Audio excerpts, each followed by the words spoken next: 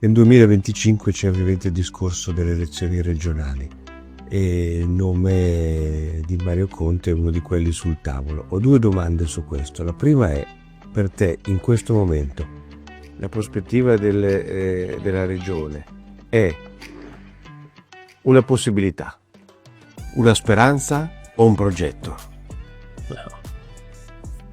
È difficile rispondere a questa domanda, nel senso che io ho un amore viscerale per la mia città e un senso di responsabilità nei confronti di quello che abbiamo cominciato e stiamo facendo. Il tema del terzo mandato, che riguarda Zaia, ahimè, ad oggi riguarda anche me.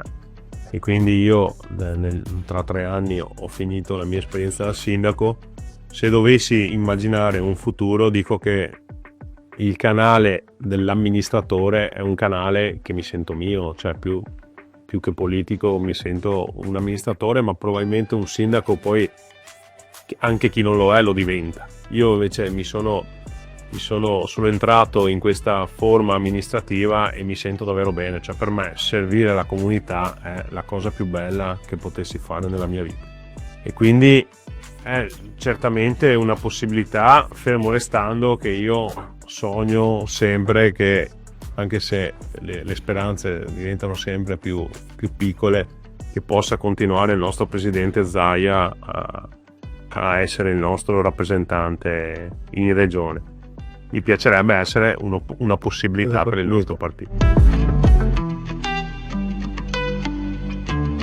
Quindi, dato che si dice però anche molto che si deciderà a Roma poi il candidato, perché il Veneto è una partita nazionale, si incastrano equilibri tra le forze di maggioranza, ne hai già parlato con Salvini?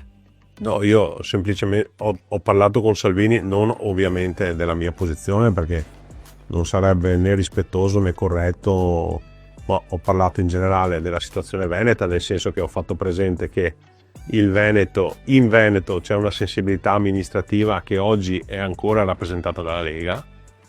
C'è una classe dirigente di sindaci, a partire dal presidente Zaia, che ha un consenso importante nei territori e che quindi chiunque andrà a sedersi a quel tavolo queste sensibilità le deve portare. Ed è una sensibilità che questa Lega un po' così, che guarda più a destra, quindi più distante da Roma, dal Veneto a Roma la distanza. Non è politica della Lega di territorio, della Lega di governo è cresciuta.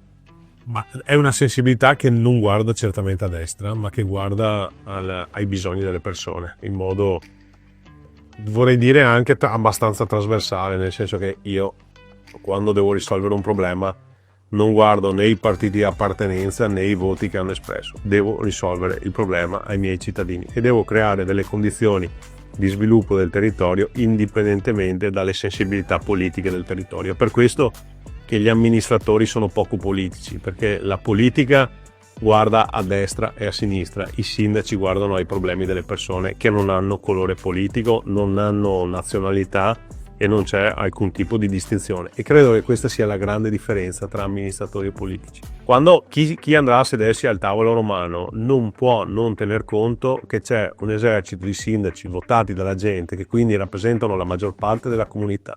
C'è un presidente, speriamo ricandidato, ma se non sarà ricandidato comunque uscente, che ha un consenso enorme, il più amato d'Italia, che fa parte di un partito che si chiama Lega, che quindi andrà a questo tavolo forte di un consenso popolare locale che non può non essere tenuto in considerazione. Diversamente noi rischiamo di diventare un partito che non ha più senso qui nel nostro territorio.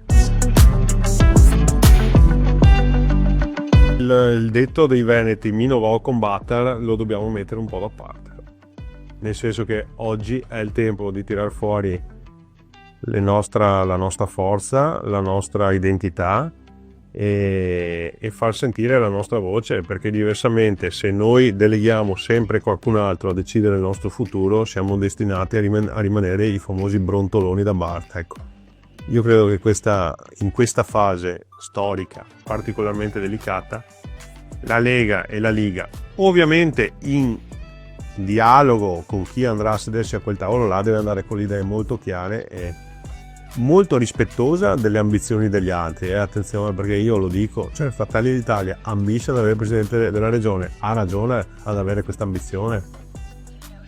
Forza Italia ha la stessa ambizione, hanno ragione, fanno bene perché sono cresciuti e addirittura ci hanno superato, ma noi abbiamo le nostre carte da giocare che sono forti, che sono insindacabili e che devono essere l'elemento che poi fa mantenere unito il centrodestra con un candidato della Lega.